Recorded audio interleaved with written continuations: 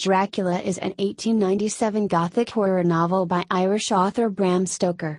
It introduced the character of Count Dracula, and established many conventions of subsequent vampire fantasy. The novel tells the story of Dracula's attempt to move from Transylvania to England so that he may find new blood and spread the undead curse, and of the battle between Dracula and a small group of men and a woman led by Professor Abraham Van Helsing. Dracula has been assigned to many literary genres including vampire literature, horror fiction, the Gothic novel, and invasion literature. The novel has spawned numerous theatrical, film, and television interpretations. Plot. The story is told in an epistolary format, as a series of letters, diary entries, newspaper articles, and ship's log entries, whose narrators are the novel's protagonists, and occasionally supplemented with newspaper clippings relating events not directly witnessed. The events portrayed in the novel take place chronologically and largely in England and Transylvania during the 1890s and all transpire within the same year between 3 May and 6 November. A short note is located at the end of the final chapter written 7 years after the events outlined in the novel.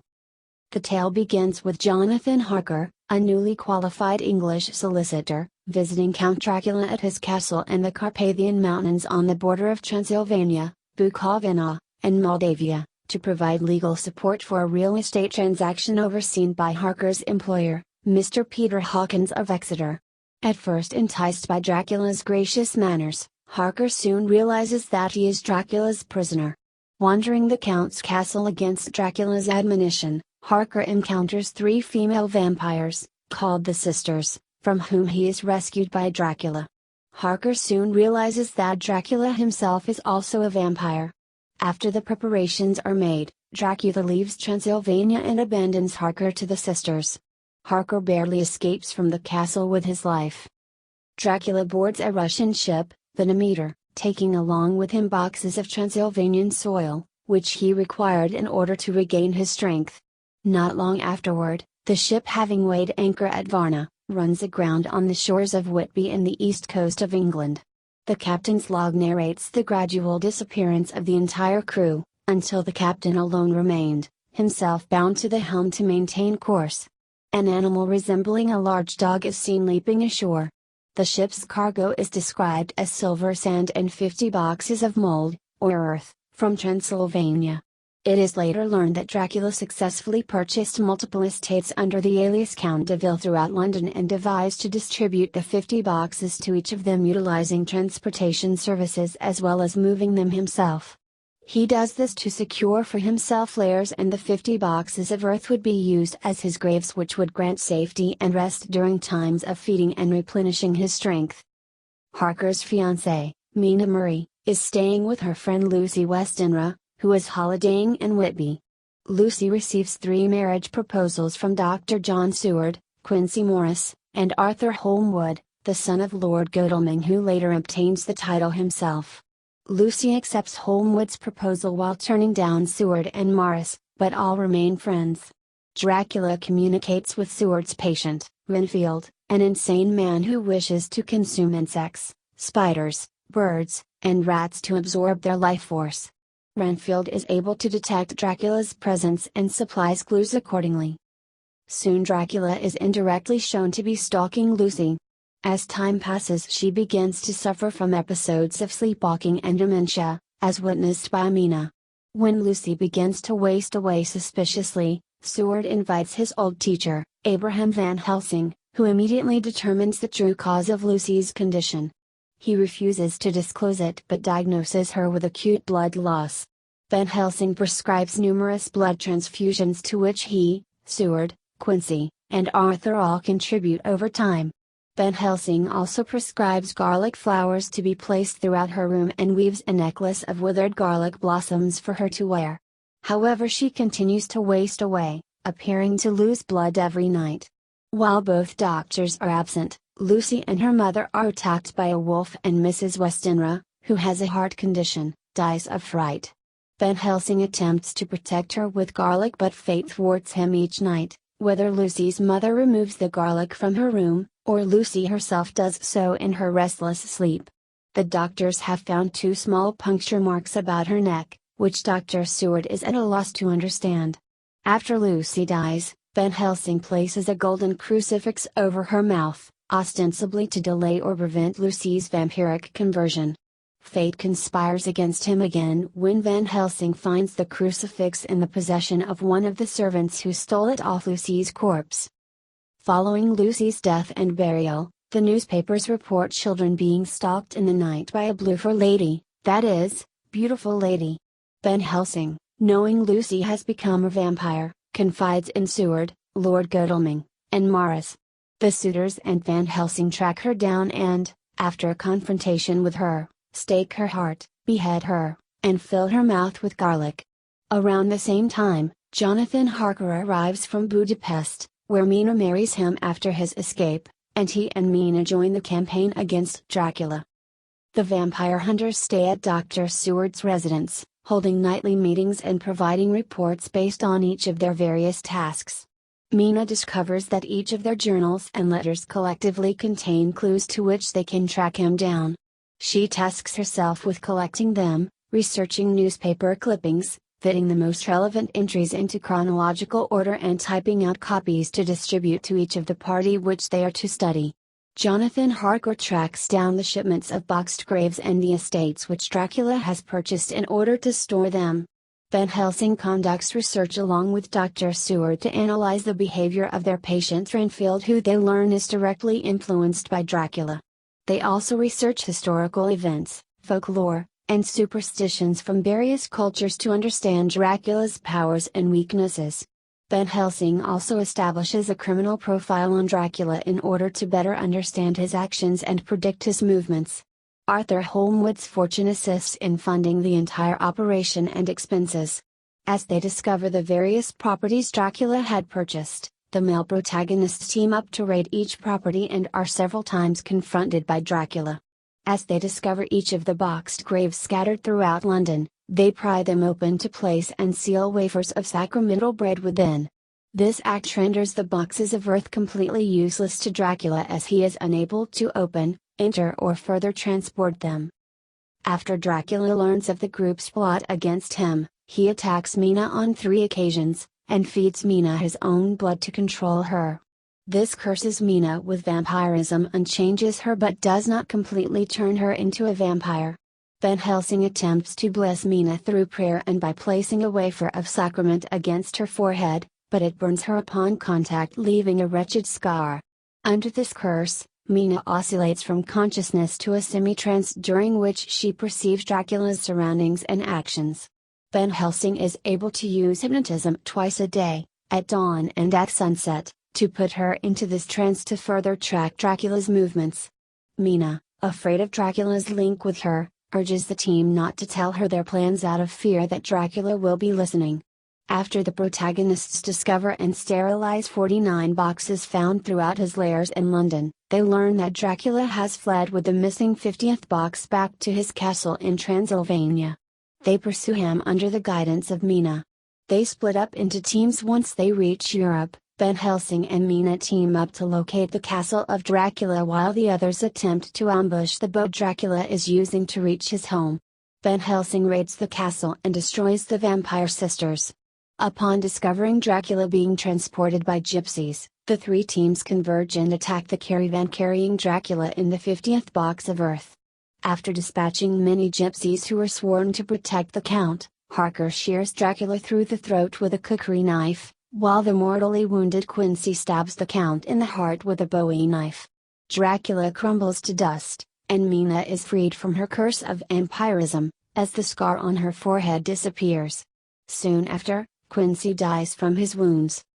The book closes with a note left by Jonathan Harker 7 years after the events of the novel, detailing his married life with Mina and the birth of their son, whom they name after all 4 members of the party, but address as Quincy. Quincy is depicted sitting on the knee of Van Helsing as they recount their adventure. Seward and Arthur have each gotten married. Deleted ending. A small section was removed from a draft of the final chapter, in which Dracula's castle falls apart as he dies, hiding the fact that vampires were ever there. As we looked, there came a terrible convulsion of the earth, so that we seemed to rock to and fro and fell to our knees. At the same moment, with a roar which seemed to shake the very heavens, the whole castle and the rock and even the hill on which it stood seemed to rise into the air and scatter in fragments, while a mighty cloud of black and yellow smoke, volume on volume in rolling grandeur, was shot upwards with inconceivable rapidity. Then there was a stillness in nature, as the echoes of that thunderous report seemed to come as with the hollow boom of a thunderclap, the long reverberating roll which seems as though the floors of heaven shook. Then down in a mighty ruin falling whence they rose came the fragments that had been tossed skywards in the cataclysm. From where we stood it seemed as though the one fierce volcano burst had satisfied the need of nature, and that the castle and the structure of the hill had sunk again into the void. We were so appalled with the suddenness and the grandeur that we forgot to think of ourselves. Characters: Count Dracula, a Transylvanian noble who has purchased a house in London. Jonathan Harker, a solicitor sent to do business with Count Dracula, Mina's fiancé and prisoner in Dracula's castle. Wilhelmina Mina Harker, née Marie, a schoolteacher and Jonathan Harker's fiancé, later his wife. Arthur Holmwood, Lucy's suitor and later fiancé. He inherits the title of Lord Godalming upon his father's death. Quincy Morris, an American cowboy and explorer, and one of Lucy's suitors. Renfield, a patient at Seward's insane asylum who has come under the influence of Dracula. John Seward, a doctor, one of Lucy's suitors and a former student of Van Helsing. Abraham Van Helsing, a Dutch doctor, lawyer and professor, John Seward's teacher. Weird Sisters, 3 siren-like vampire women who serve Dracula. In some of the later adaptations to stage and screen, they are referred to as the Brides of Dracula. Lucy Westenra, a 19-year-old aristocrat, Mina's best friend, Arthur's fiancée and Dracula's first victim. Background: between 1879 and 1898, Stoker was a business manager for the Lyceum Theatre in London, where he supplemented his income by writing many sensational novels, his most successful being the vampire tale Dracula, published on May 26, 1897. Parts of it are set around the town of Whitby, where he spent summer holidays. Throughout the 1880s and 1890s, authors such as H. Rider Haggard, Rudyard Kipling, Robert Louis Stevenson, Arthur Conan Doyle, and H. G. Wells wrote many tales in which fantastic creatures threatened the British Empire. Invasion literature was at a peak, and Stoker's formula was very familiar by 1897 to readers of fantastic adventure stories, of an invasion of England by continental European influences. Victorian readers enjoyed Dracula as a good adventure story like many others, but it did not reach its legendary status until later in the 20th century when film versions began to appear. Before writing Dracula, Stoker spent 7 years researching European folklore and stories of vampires, being most influenced by Emily Gerard's 1885 essay Transylvania's Superstitions, which includes content about a vampire myth. Some historians are convinced that a historic figure, Vlad III Dracula, often called Vlad the Impaler, was the model for Stoker's Count, although there is no supporting evidence. Stoker borrowed only scraps of miscellaneous information, according to one expert, about this bloodthirsty tyrant of Wallachia, and there are no comments about him in Stoker's working notes. Dracula scholar Elizabeth Miller has remarked that aside from the name and some mention of Romanian history, the background of Stoker's Count bears no resemblance to that of Vlad III Dracula. From 1890 to 1897 Stoker was a member of the London Library, where markings in Sabine Baring Gould's Book of Werewolves, Thomas Brown's Pseudodoxica Epidemica, F. Cross's Roundabout the Carpathians and Charles Boner's Transylvania are attributed to Stoker's research for Dracula. Later he also claimed that he had a nightmare, caused by eating too much crab meat, about a vampire king rising from his grave. Although it is a widely known vampire novel, Dracula was not the first. Johann Wolfgang von Goethe published The Bride of Corinth in 1797. From my grave to wander I am forked, still to seek the gods' long-severed link, still to love the bridegroom I have lost, and the life-blood of his heart to drink. Later Sheridan Le Fanu's 1871 Karma, about a lesbian vampire, could have inspired Bram Stoker's Dracula, or Varney the Vampire, a lengthy penny dreadful serial from the mid-Victorian period by James Malcolm Rymer. John Polidori created the image of a vampire portrayed as an aristocratic man, like the character of Dracula, in his tale The Vampire, 1819. He wrote Vampire during a summer which he spent with Frankenstein creator Mary Shelley, her husband poet Percy Bysshe Shelley, and Lord Byron in 1816. The Lyceum Theatre where Stoker worked between 1878 and 1898 was headed by actor-manager Henry Irving, who was Stoker's real-life inspiration for Dracula's mannerisms and who Stoker hoped would play Dracula in a stage version. Irving never did agree to do a stage version, but Dracula's dramatic sweeping gestures and gentlemanly mannerisms drew their living embodiment from Irving. The Dead Undead was one of Stoker's original titles for Dracula, and the manuscript was entitled simply The Undead up until a few weeks before publication. Stoker's notes for Dracula show that the name of the Count was originally Count Wampir, but Stoker became intrigued by the name Dracula while doing research, after reading William Wilkinson's book An Account of the Principalities of Wallachia and Moldavia with political observations relative to them, London 1820, which he found in the Whitby Library and consulted a number of times during visits to Whitby in the 1890s. The name Dracula was the patronym, Draculae, of the descendants of Vlad II of Wallachia, who took the name Dracul after being invested in the Order of the Dragon in 1431. In the Old Romanian language, the word Dracul, Romanian dragon plus all the, meant the dragon and Dracula meant son of the dragon. In the present day however, Dracul means the devil. Publication. Dracula was published in London in May 1897 by Archibald Constable and Company. Costing 6 shillings, the novel was bound yellow cloth and titled in red letters. It was copyrighted in the United States in 1899 with a publication by Doubleday and McClure of New York. But when Universal Studios purchased the rights, it came to light that Bram Stoker had not complied with a portion of U.S. copyright law, placing the novel into the public domain. In the United Kingdom and other countries following the Berne Convention on Copyrights, the novel was under copyright until April 1962, 50 years after Stoker's death. Reaction and scholarly criticism. Reaction. Dracula was not an immediate bestseller when it was first published, although reviewers were unstinting in their praise. The contemporary Daily Mail ranked Stoker's powers above those of Mary Shelley and Edgar Allan Poe, as well as Emily Bronte's Wuthering Heights. According to literary historians Nina Auerbach and David J. Skla in the Norton Critical Edition, the novel has become more significant for modern readers than it was for Victorian readers, most of whom enjoyed it just as a good adventure story. It reached its broad and iconic status only later in the 20th century when the movie versions appeared. A.S. John has also noted that Dracula has had a significant impact on the image of the vampire in popular culture, folklore, and legend. It did not make much money for Stoker. In the last year of his life, he was so poor that he had to petition for a compassionate grant from the Royal Literary Fund, and his widow was forced to sell his notes and outlines of the novel at a Sotheby's auction in 1913, where they were purchased for a little over £2. But then F. W. Murnau's unauthorized adaptation of the story was released in theaters in 1922 in the form of Nosferatu. Stoker's widow took a front and, during the legal battle that followed, the novel's popularity started to grow.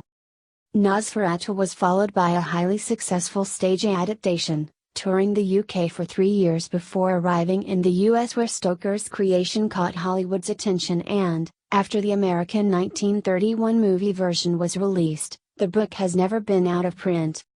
However, some Victorian fans were ahead of the time, describing it as the sensation of the season and the most blood-curdling novel of the paralyzed century. Sherlock Holmes author Sir Arthur Conan Doyle wrote to Stoker in a letter, "I write to tell you how very much I have enjoyed reading Dracula. I think it is the very best story of diablerie which I have read for many years." The Daily Mail review of June 1, 1897 proclaimed it a classic of Gothic horror. In seeking a parallel to this weird, powerful, and horrible story our mind reverts to such tales as The Mysteries of Udolpho, Frankenstein, The Fall of the House of Usher. But Dracula is even more appalling in its gloomy fascination than any one of these. Similarly good reviews appeared when the book was published in the US in 1899. The first American edition was published by Doubleday and McClure in New York. In his long essay, Supranational Horror in Literature, American author H.P. Lovecraft praised the novel saying, "But best of all is the famous Dracula, which has become almost the standard modern exploitation of the frightful vampire myth, how an Englishman fares within Dracula's stronghold of terrors, and how the dead fiend's plot for domination is at last defeated, are elements which unite to form a tale now justly assigned a permanent place in English letters." Scholarly criticism. In the last several decades, literary and cultural scholars have offered diverse analyses of Stoker's novel and the character of Count Dracula. C.F. Bentley reads Dracula as an embodiment of the Freudian id. Kara Lassenth reads the novel as a response to the new woman archetype, while Christopher Kraft sees Dracula as embodying latent homosexuality and sees the text as an example of a characteristic, if hyperbolic instance of Victorian anxiety over the potential fluidity of gender roles. Stephen D. R. Rata interprets the events of the novel as anxiety over colonialism and racial mixing, and Talia Schaefer construes the novel as an indictment of Oscar Wilde. Franco Moretti reads Dracula as a figure of monopoly capitalism, though Hollis Robbins suggests that Dracula's inability to participate in social conventions and to forge business partnerships undermines his power. Richard Knoll reads Dracula within the context of 19th-century alienism, psychiatry, and asylum medicine. D. Bruno Stars understands the novel to be a pro-Catholic pamphlet promoting proselytization. Dracula is one of 5 books most recommended books with literary scholars, science writers and novelists citing it as an influential text for topics such as sex in Victorian literature, best horror books and criminology. Historical and geographical references. Dracula is a work of fiction, but it does contain some historical references, although it is a matter of conjecture and debate as to how much historical connection was deliberate on Stoker's part. Attention was drawn to the supposed connections between the historical Transylvanian-born Vlad III Dracula, also known as Vlad Tepes, of Wallachia and Bram Stoker's fictional Dracula, following the publication of In Search of Dracula by Radu Flarescu and Raymond McNally in 1972. During his main reign, 1456 to 1462, Vlad the Impaler is said to have killed from 40,000 to 100,000 European civilians, political rivals, criminals, and anyone that he considered useless to humanity, mainly by impaling. The sources depicting these events are records by Saxon settlers in neighboring Transylvania who had frequent clashes with Vlad III. Vlad III is revered as a folk hero by Romanians for driving off the invading Ottoman Turks, of whom his impaled victims are said to have included as many as 100,000. There is no solid evidence that the Count in the novel was modeled on Vlad the Impaler of Wallachia. At most, Stoker borrowed only the name Dracula and scraps of miscellaneous information about Romanian history, according to one expert, Elizabeth Miller, as well, and there are no comments about him in the author's working notes. Historically, the name Dracula is derived from a chivalric order called the Order of the Dragon, founded by Sigismund of Luxembourg, then King of Hungary, to uphold Christianity and defend the Holy Roman Empire against the Ottoman Turks. Vlad II Dracul, father of Vlad III, was admitted to the order around 1431, after which Vlad II wore the emblem of the order and later, as ruler of Wallachia, his coinage bore the dragon symbol, from which the name Dracula is derived since Dracul in Romanian means the dragon. People of Wallachia only knew Voivod, Prince, Vlad III as Vlad Tepes, the Impaler. The name Dracula became popular in Romania after publication of Stoker's book. Contrary to popular belief, the name Dracula does not translate to son of the devil in Romanian, which would be Fiul Diavolului. Stoker came across the name Dracula in his reading on Romanian history, and chose this to replace the name, Count Wampir, originally intended for his villain. Some Dracula scholars led by Elizabeth Miller argue that Stoker knew little of the historic Vlad III except for the name Dracula in addition to a few bits of Romanian history. Stoker mentions that his Dracula fought against the Turks and was later betrayed by his brother, historical facts in the novel which point to Vlad III. who is it but one of my own race who as voivode crossed the Danube and beat the Turk on his own ground? This was a Dracula indeed. Woe was it that his own unworthy brother, when he had fallen, sold his people to the Turk and brought the shame of slavery on them. Was it not this Dracula, indeed, who inspired that other of his race who in a later age again and again brought his forces over the great river into Turkey land, who, when he was beaten back, came again, and again, though he had to come alone from the bloody field where his troops were being slaughtered, since he knew that he alone could ultimately triumph? Chapter 3, pages 19. The Count's identity is later speculated on by Professor Van Helsing. He must, indeed, have been that voivode Dracula who won his name against the Turk, over the great river on the very frontier of Turkey land. Chapter 18, p. 145. Many of Stoker's biographers and literary critics have found strong similarities to the earlier Irish writer Sheridan Le Fanu's classic of the vampire genre Karma. In writing Dracula, Stoker may also have drawn on stories about the sick, some of which feature blood-drinking women.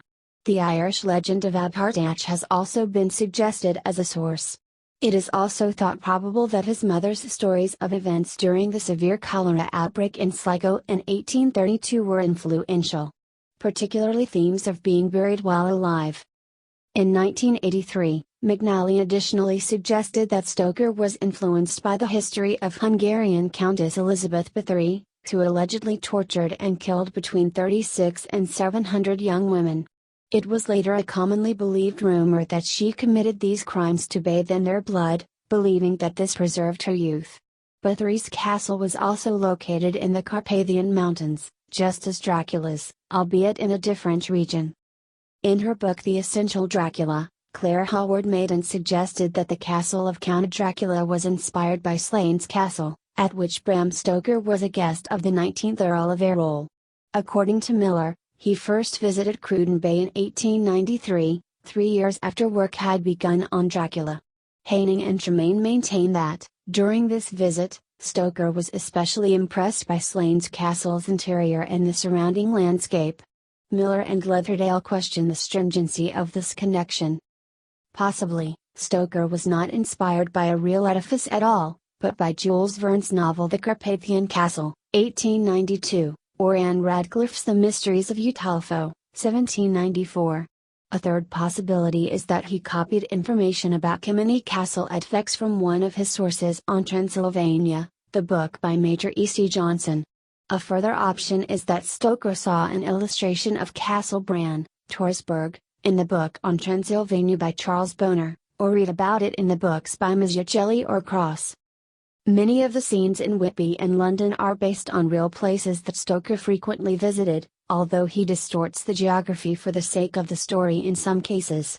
One scholar has suggested that Stoker chose Whitby as the site of Dracula's first appearance in England because of the Synod of Whitby, given the novel's preoccupation with timekeeping and calendar disputes.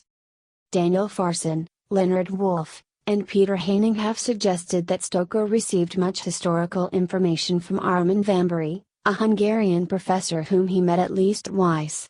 Miller argues, there is nothing to indicate that the conversation included Vlad, vampires, or even Transylvania, and furthermore, there is no record of any other correspondence between Stoker and Vambury, nor is Vambury mentioned in Stoker's notes for Dracula. Official derivative publications. Dracula's Guest. The short story Dracula's Guest was posthumously published in 1914, 2 years after Stoker's death.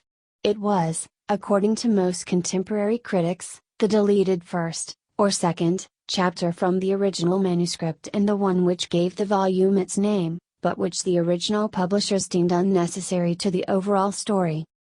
Dracula's Guest follows an unnamed Englishman traveler as he wanders around Munich before leaving for Transylvania. It is Walpurgis night and the young Englishman foolishly leaves his hotel, in spite of the coachman's warnings, and wanders through a dense forest alone. Along the way, he feels that he is being watched by a tall and thin stranger, possibly Count Dracula. The short story climaxes in an old graveyard where the Englishman, caught in a blizzard, takes refuge in the marble tomb of Countess Stillingen of Gretz.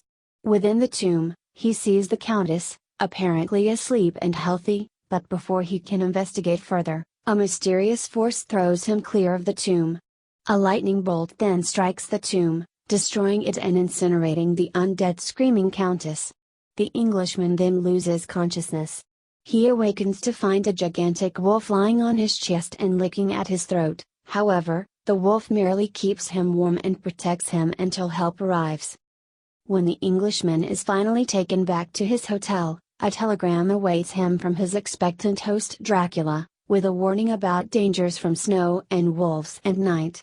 The Swedish scholar Richard Brokhorn noted that the description of the blonde countess in Dracula's guest closely resembled the description of Josephine in The Powers of Darkness, which he used to argue that the countess and Josephine were meant to be the same character. Powers of Darkness. In 1901, Dracula was translated into Icelandic by Valdimar Rasmussen under the title Maktmæðrakrana, Powers of Darkness, with a preface written by Stoker. Not until 2014 was it noticed that Maktmæðrakrana differed significantly from Stoker's version of Dracula. The characters had different names, the book was shorter and there was more emphasis on sex than in the English version. The Dutch scholar Hans Cornel de Roos wrote, although Dracula received positive reviews in most newspapers of the day. The original novel can be tedious and meandering. Powers of Darkness, by contrast, is written in a concise, punchy style. Each scene adds to the progress of the plot. In Maktmæðrakrana, Dracula is in contact with various ambassadors in what is hinted at as a bid for world domination. The majority of Maktmæðrakrana concerns Thomas Harker's, as Jonathan Harker is called here, stay at Dracula's castle in Transylvania, with the rest of novel being a rushed and barely fleshed out story. De Roos has argued that the differences between the English original of Dracula and the Icelandic version were not due to changes made by Asmundsen, but rather that he was using a different, older manuscript of Dracula provided to him by Stoker, which the latter had discarded for the English version. De Roos has argued that some aspects Maktmæðrakrana were due to Asmundsen and other aspects were parts of Dracula that Stoker had removed due to concerns about British censorship. Dracula the Undead. In 2009, an official sequel was published, written by Bram Stoker's great-grandnephew Dr. Stoker and Ian Holt, Dracula.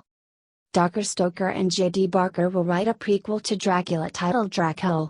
An interpretation of the missing 101 pages of the original novel, it was pieced together from Bram Stoker's editorial notes, artifacts, and journals. Adaptations.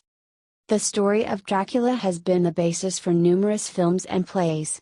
Stoker himself wrote the first theatrical adaptation, which was presented at the Lyceum Theatre on May 18, 1897 under the title Dracula, or the Undead shortly before the novel's publication and performed only once, in order to establish his own copyright for such adaptations. This adaptation was first published only a century later in October 1997. The first motion picture to feature Dracula was Dracula's Death, produced in Hungary in 1921. The now lost film, however, was not an adaptation of Stoker's novel, but featured an original story. F. W. Murnau's unauthorized film adaptation Nosferatu was released in 1922, and the popularity of the novel increased considerably, owing to an attempt by Stoker's widow to have the film removed from public circulation. Branagh Film, the production company, had been unable to obtain permission to adapt the story from Bram's widow Florence Stoker, so screenwriter Henrik Galeen was told to alter numerous details to avoid legal trouble. Galeen transplanted the action of the story from 1890s England to 1830s Germany and reworked several characters, dropping some, such as Lucy and all three of her suitors, and renaming others. Dracula became Warlock, Jonathan Harker became Thomas Hutter, Mina became Ellen, and so on. This attempt failed to avoid a court case, however. Florence Stoker sued Branagh Film, and all copies of the film were ordered to be destroyed. However, the company was bankrupt, and Stoker only recovered her legal fees and damages. Some copies survived and found their way into theaters. Eventually, Florence Stoker gave up the fight against public displays of the film. Subsequent re-releases of the film have typically undone some of the changes, such as restoring the original character names, a practice also followed by Werner Herzog in his 1979 remake of Murnau's film Nosferatu the Vampire. Florence Stoker licensed the story to playwright Hamilton Dean, whose 1924 stage play adaptation toured England for several years before settling down in London. In 1927, American stage producer Horace Liveright hired John L. Balderston to revise Dean's script in advance of its American premiere.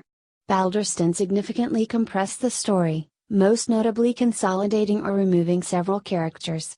The Dean play and its Balderston revisions introduced an expanded role and history for Renfield, who now replaced Jonathan Harker as Dracula's solicitor in the first part of the story, combined Mina Harker and Lucy Westenra into a single character named Lucy, though both Mina and Lucy would appear in the subsequent film, and omitted both Arthur Holmwood and Quincy Morris entirely. When the play premiered in New York, it was with Bela Lugosi in the title role, and with Edward Van Sloan as Abraham Van Helsing, roles which both actors, as well as Herbert Bunston as Dr. Seward, reprised for the English-language version of the 1931 Universal Studios film production. The 1931 film was one of the most commercially successful adaptations of the story to date. It and the Dean, Balderston play that preceded it set the standard for film and television adaptations of the story, with the alterations to the novel becoming standard for later adaptations for decades to come. Universal Studios continued to feature the character of Dracula in many of their horror films from the 1930s and 1940s. In 1958, British film company Hammer Film Productions followed the success of its The Curse of Frankenstein from the previous year with Dracula, released in the US as Horror of Dracula, directed by Terence Fisher. Fisher's production featured Christopher Lee as Dracula and Peter Cushing as Van Helsing. It was an international hit for Hammer Film, and Lee fixed the image of the famed vampire in popular culture. Both Lee and Cushing reprised their roles multiple times over the next decade and a half, concluding with The Legend of the Seven Golden Vampires, with Cushing but not Lee, in 1974. Christopher Lee also took on the role of Dracula in Count Dracula, a 1970 Spanish-Italian-German co-production notable for its adherence to the plot of the original novel. Playing the part of Renfield in that version was Klaus Kinski, who later played Dracula himself in 1979's Nosferatu the Vampire. In 1977, the BBC made Count Dracula, a 155-minute adaptation for television starring Louis Jourdain.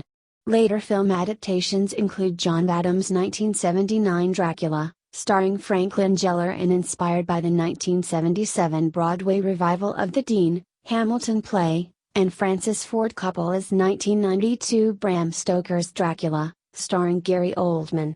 The character of Count Dracula has remained popular over the years, and many films have used the character as a villain, while others have named him in their titles, including Dracula's Daughter and The Brides of Dracula.